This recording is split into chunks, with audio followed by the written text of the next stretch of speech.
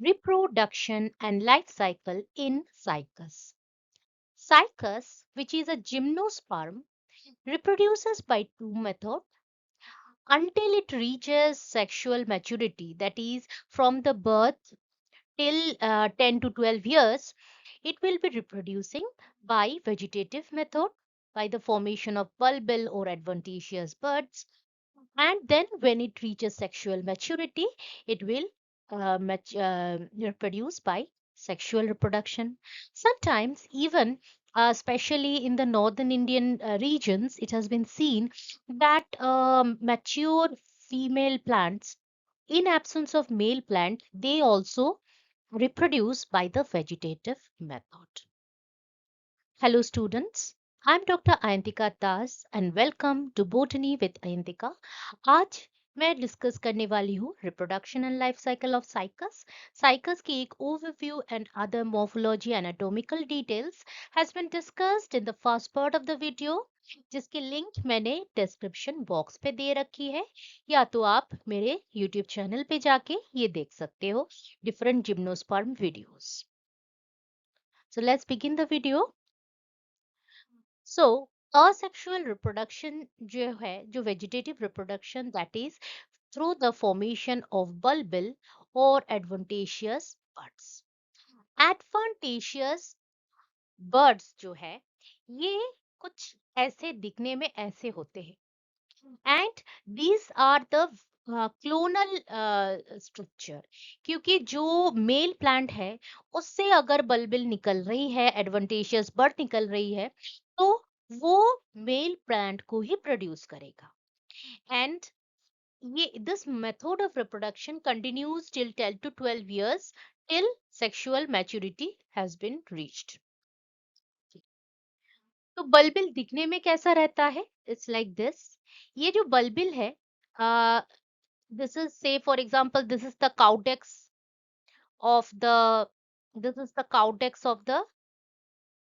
cycas. तो scale leaf है, उसकी एक्सिस से ये बल्बिल निकलता है. then it gets detached. When it gets detached, it starts germinating into a new cycas plant.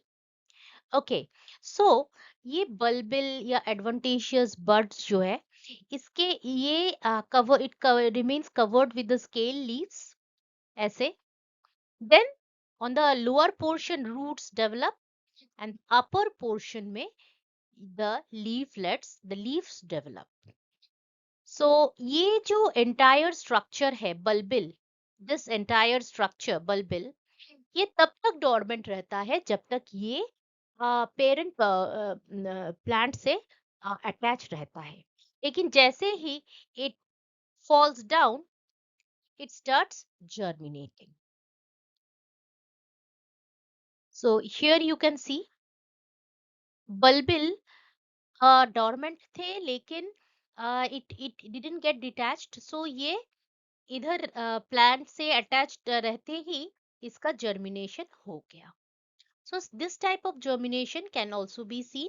इधर भी देखिए और एक हो रहा है. अब आते हैं इसकी reproduction, I mean sexual reproduction. तो ये जो है ये एक डाइएशियस प्लांट है. मतलब इसकी जो है ना, एक सेक्स एक ही प्लांट में पाए जाएंगे. मतलब a plant will have only one type of gametophyte, either male या फीमेल. तो ये जो साइकस है, ये एक हैप्लोडिप्लोन्टिक लाइफ साइकिल है इसकी. What do we mean by haplodiploidic life cycle? Haplodiploidic life cycle मतलब इसमें haploid phase भी रहेगी और diploid phase भी रहेगी, which means it will have a heteromorphic alternation of generation. Heteromorphic. Het heteromorphic. Hetero मतलब अलग, morphic मतलब कैसे दिखता है. जो साइकस हम देखते हैं, that is the sporophytic stage. और ये क्या करता है, ये ऐसे स्पोर फॉर्म कर लेता है. Microspore and megaspore. तो ये जो डोमिनेंट फॉर्म है, ये स्पोरोफाइटिक प्लांट है जो कि इंडिपेंडेंट है और जो कि दिखता है।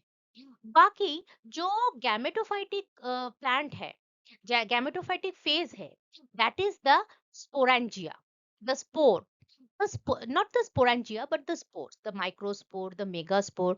So ये जो megaspore, microspore, that is harbored inside, attached to the body of the sporophyte.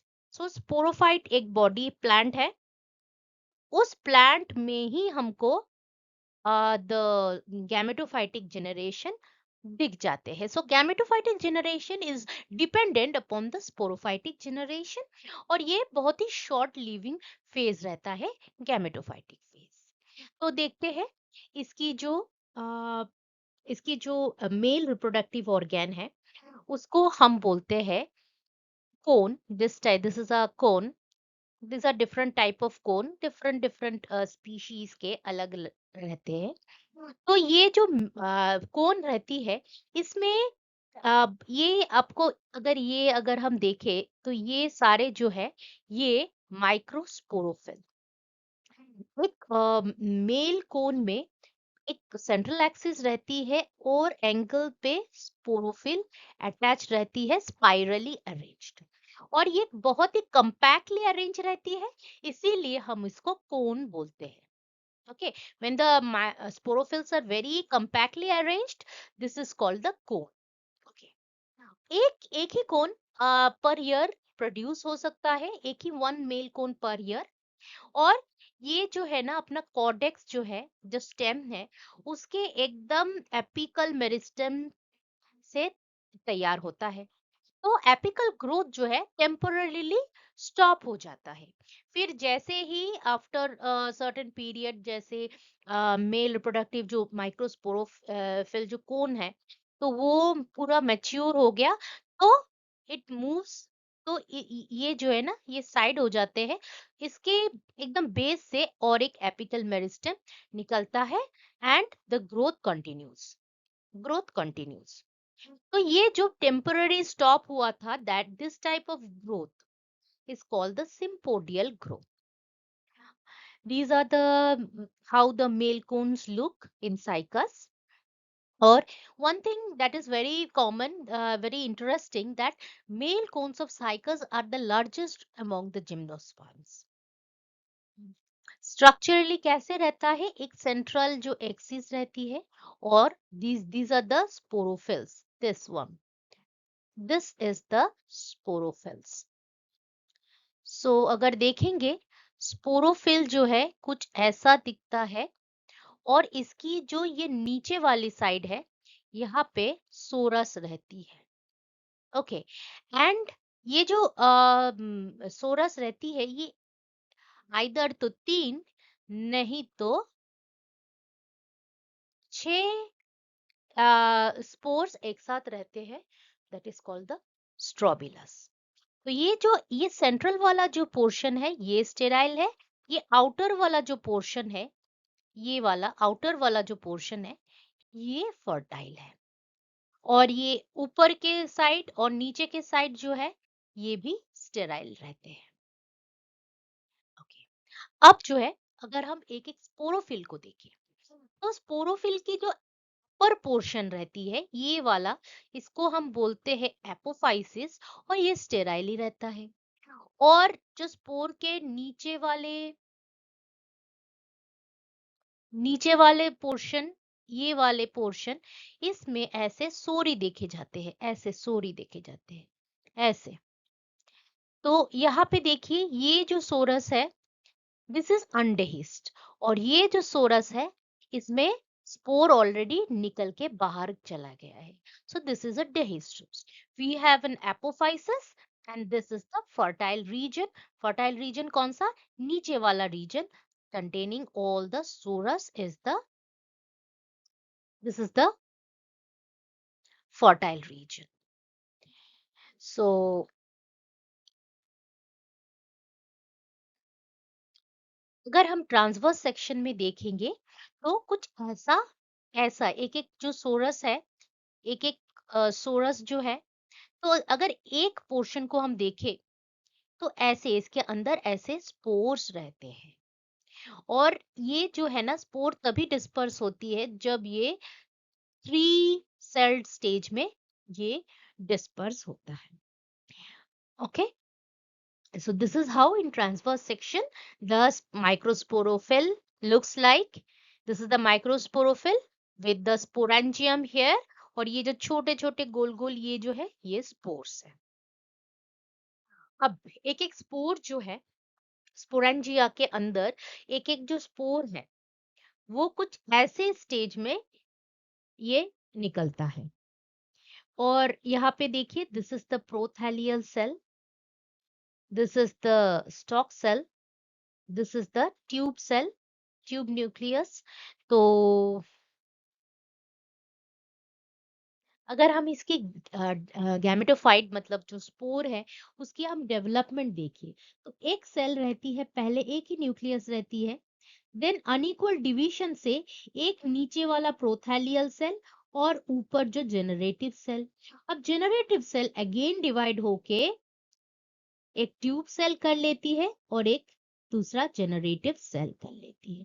अब ये जो जेनरेटिव सेल है ये after pollination, after certain period of rest, pollination के बाद period of rest inside the micropyle, तब जाके ये जेनरेटिव सेल दो स्पर्म में convert I mean further divide होता है। तो ये जो थ्री सेल स्टेज है ये वाला स्टेज से ही इसकी पॉलिनेशन जो है हो जाती है, और pollination is mainly by air. फिर आते हैं फीमेल रिप्रोडक्टिव ऑर्गन।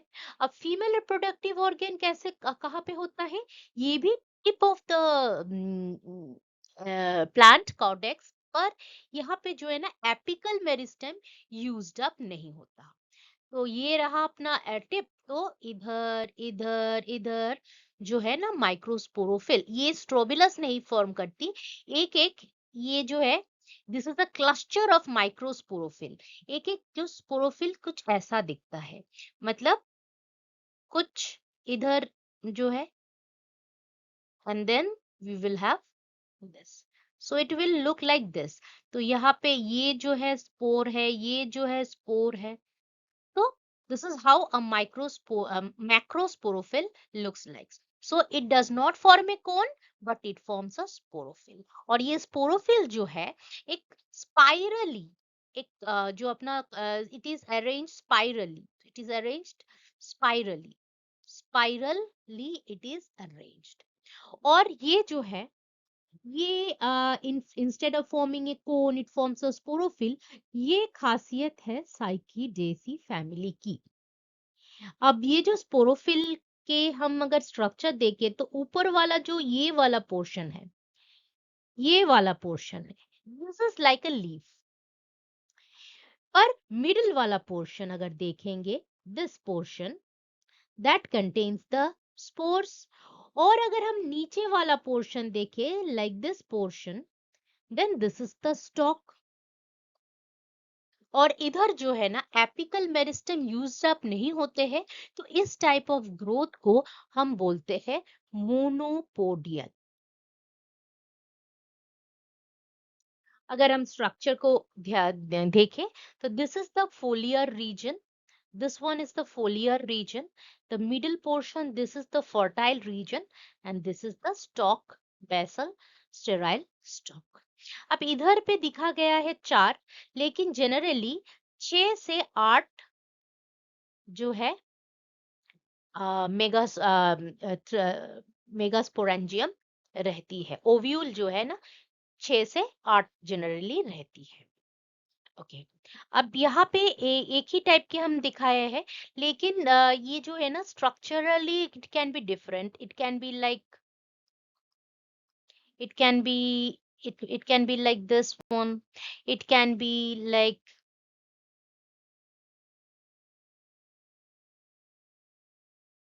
एकदम कम लैमिनर पोर्शन, तो डिफरेंट टाइप के हो सकते हैं। यार, here I am showing you this. So depending upon the type of species, इसकी जो है ना स्ट्रक्चरल मॉर्फोलॉजिकल डिफरेंस देखा जाता है, पर upper portion is foliar, middle portion is fertile, and the stalk is again the sterile region. And these all are borne spirally. अब अगर इसकी स्ट्रक्चर देखेंगे तो मतलब थोड़ा ज्यादा अगर देखते हैं तो एक एक जो अगर हम एक एक जो ओव्यूल को हम देखते हैं तो ये जो होती है ये आर्थोट्रोपस इन डेवलपमेंट। और इसकी अगर बाहर में कितने इंटीग्यूमेंट है, एक ही इंटीग्यूमेंट है। अगर हम इसके कलर देखें तो जब ये यंग रहती है तब ग्रीन कलर की होती है और it is covered with hair.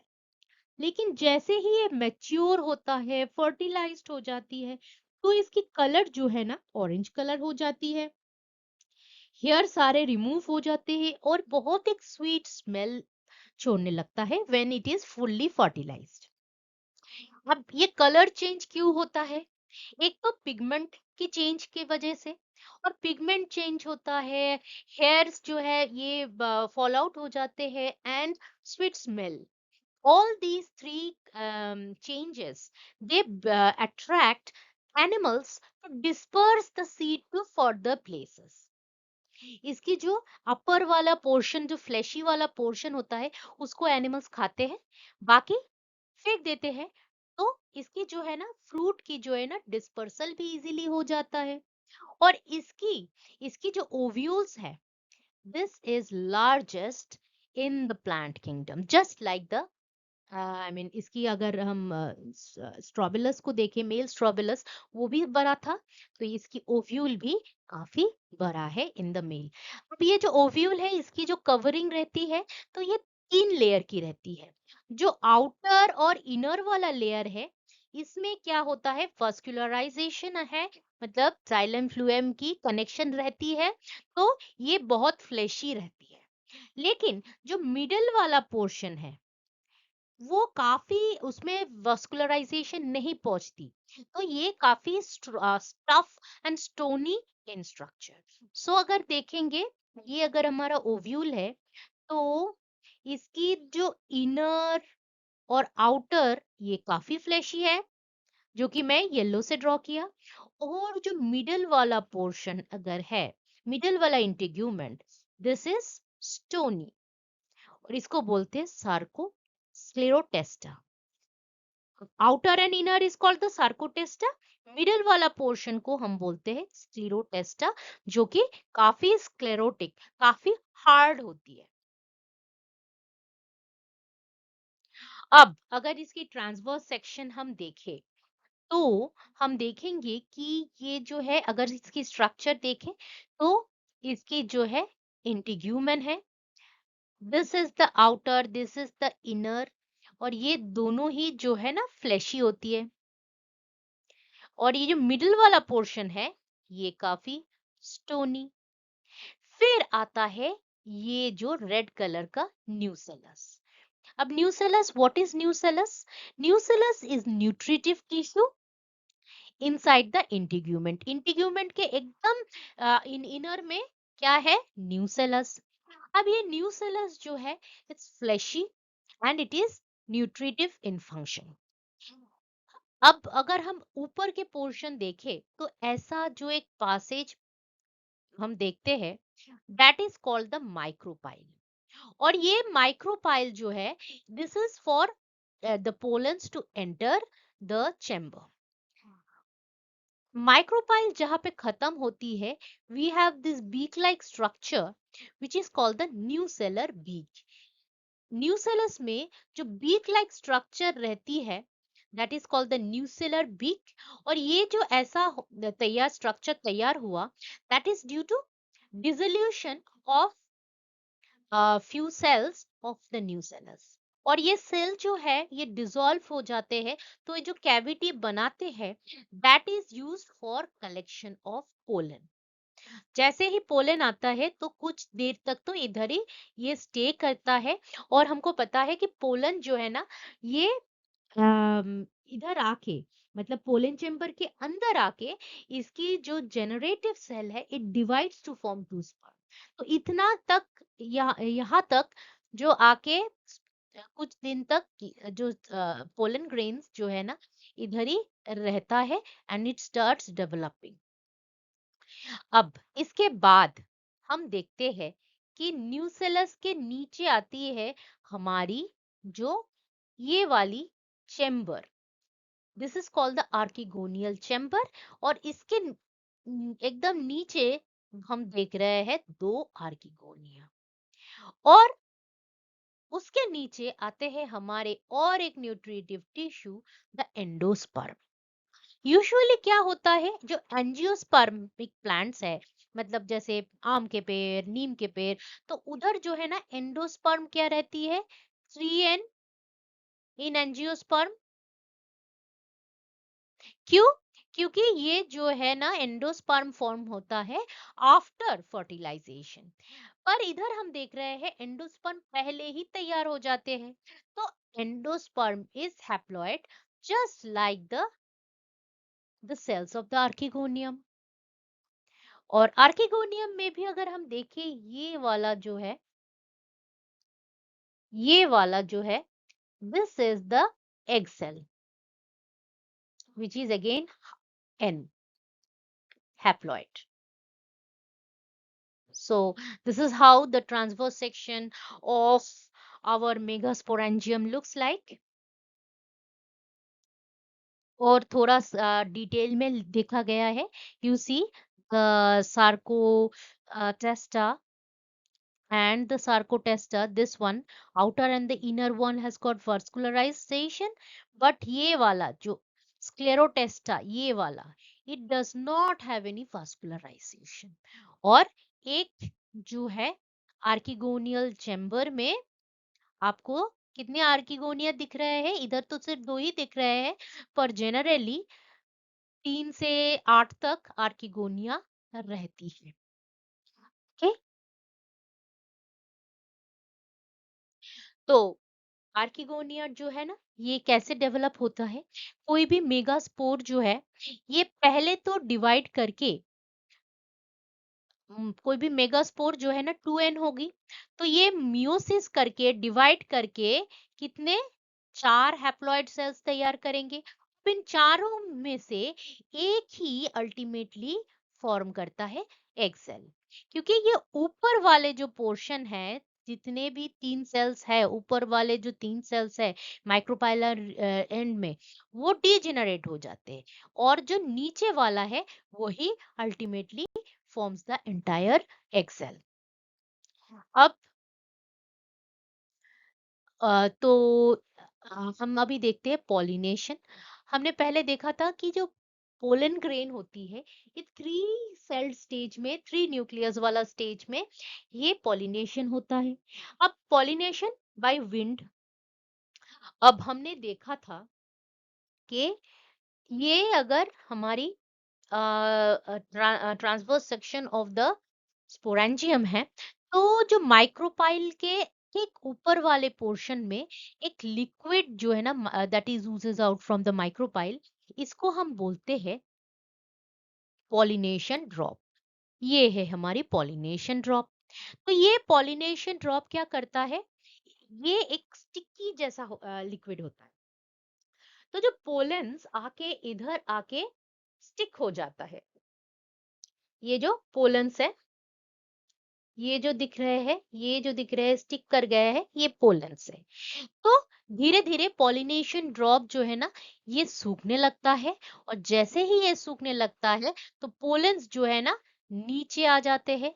यहाँ पे देखिए, तो यहाँ पे एक प्लग जैसा फॉर्म हो जाता है, और पोलन जो आके चेम्बर में जमा होता है। कौन से चेम्बर में, पोलन चेम्बर में।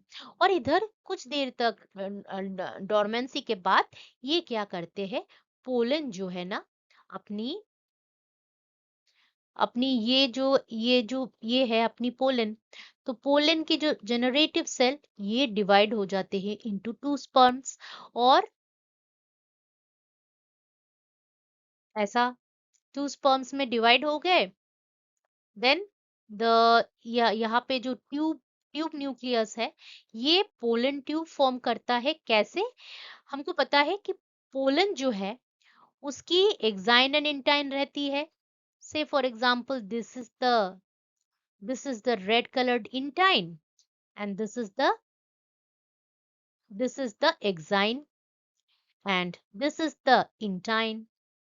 तो एक्साइन जो है, एक्साइन ये रप्चर हो जाती है, तो इंटाइन एक ट्यूब जैसा फॉर्म कर लेता है, जिसको बोलते हैं पोलन ट्यूब।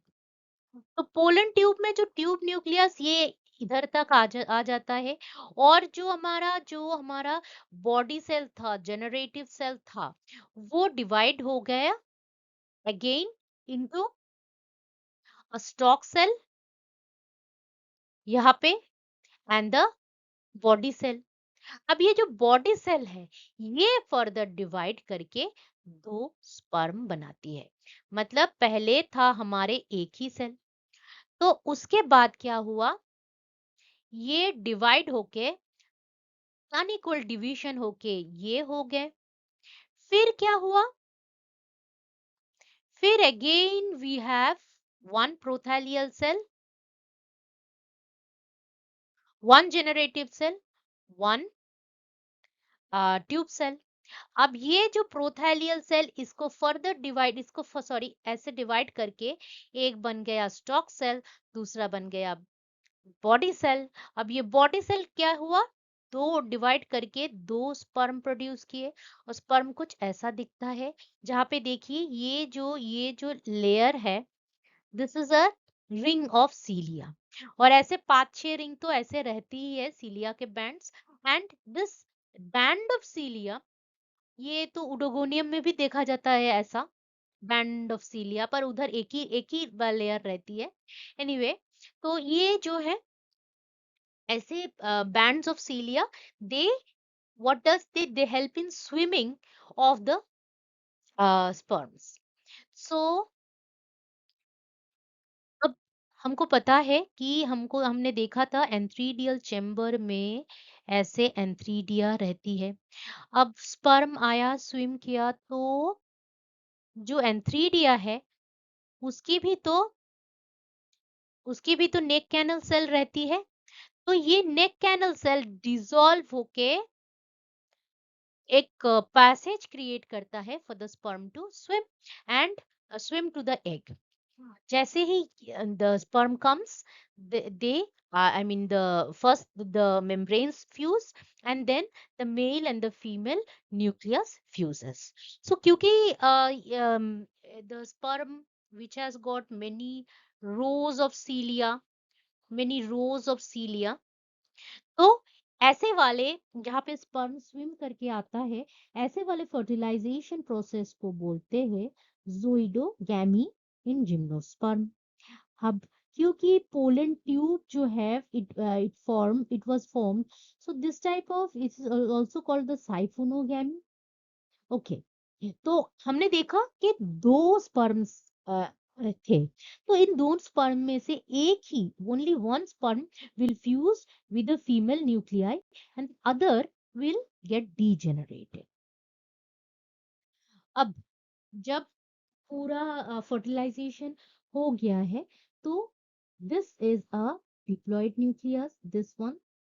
अब क्या होता है कि ये एक nucleus, it undergoes repeated division without formation of cell wall. Cell wall मतलब न्यूक्लियस डिवीजन तो होती है, सेल वॉल फॉर्मेशन नहीं होता है पहले पहले।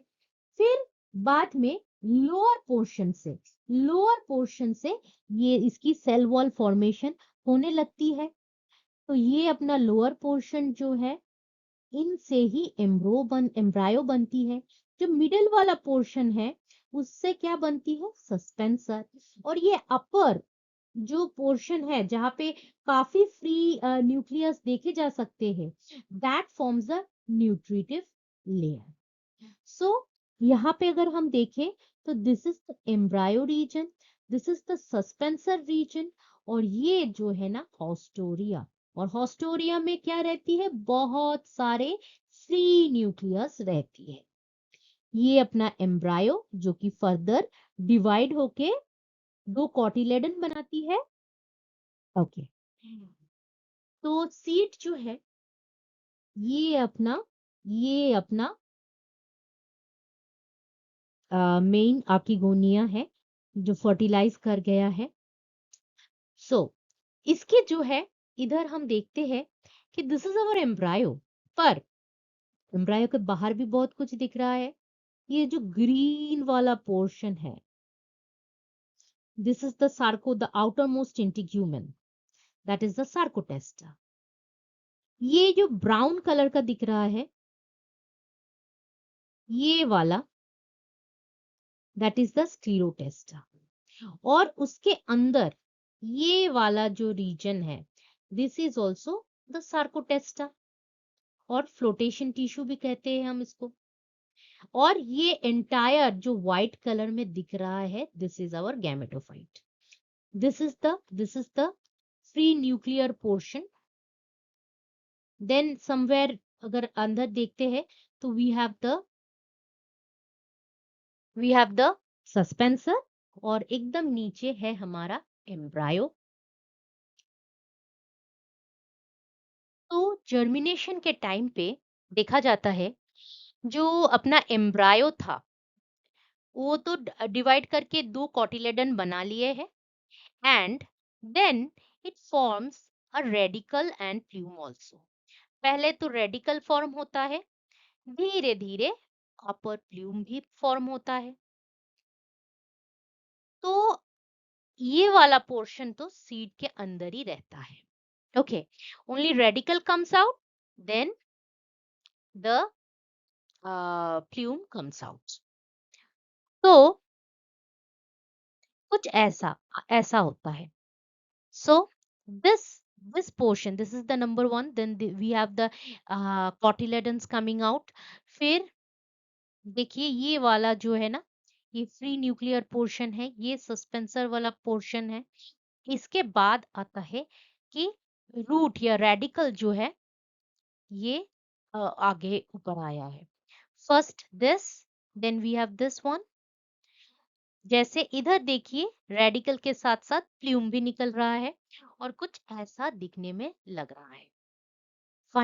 Finally, you have this type of structure. तो अगर सीड को देखें तो ऐसा, this is how the seed germinate। ये जो रूट निकल आया है रेडिकल, धीरे धीरे ये जो फर्स्ट लीफ है, so this is how it looks like। तो ये जो सीड है, after it germinates, it forms and again another sporophyte, और इन स्पोरोफाइट के प्लांट बॉडी में ही गैमेटोफाइट तैयार होते हैं, and dominant portion is the gametophyte। So that was all about reproduction and life cycle of cycas। कुछ अगर ज्यादा इंफॉर्मेशन इंफॉर्मेटिव वीडियो डिटेल में बनानी है कोई भी एक पोर्शन को of cycas, you can write it in the comment section। कोई नया वीडियो भी बनाना है तो also you can write it in the comment section। Any queries, you write it in the comment section। Any feedback, also write it in the comment section। So if you like this video, please share it with your friends, and please do subscribe and like the video. Your subscription, it encourages me a lot. Thanks again for watching this video, and please do visit my YouTube channel. Thank you.